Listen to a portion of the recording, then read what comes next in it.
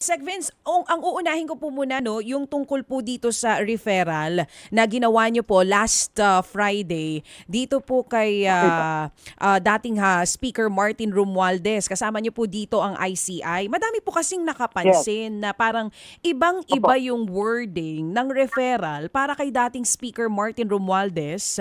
Wala kasing binanggit po na possible violation or charges. Pero ang sabi nung ilan, dun daw po sa previous referrals ng ICI, malinaw yung ikakaso dun sa ibang mga tao na involved dito po sa flood control projects. Ano pong tugon dito, Sec Vince? Opo, una po, nung Friday, magkasama po kami ng ICI, nag-refer ng mga ebidensya at mga iba't ibang dokumento at nag-recommenda po ng possible charges. Siguro po, kaya po medyo nalilito po kayo.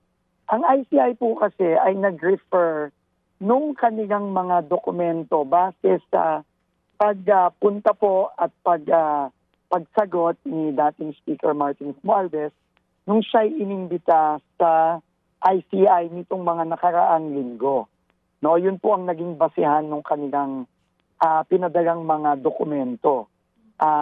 Yung pong DPWH, meron pong ibang mga dokumento na pinadala kasama po ang iba't ibang mga kontrata ng mga kumpanya na linked kay former Congressman Zaldico from 2016 to 2025 at nagsama din po kami nung mga testimonya sa Blue Ribbon committee hearings ng iba't ibang mga personalidad. Kasama na po dyan si Sergeant Gutesa.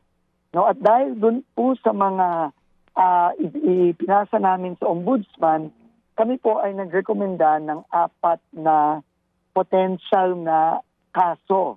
Kasama na po dyan ang plunder, ang violations of the anti-graft law, at ang direct bribery.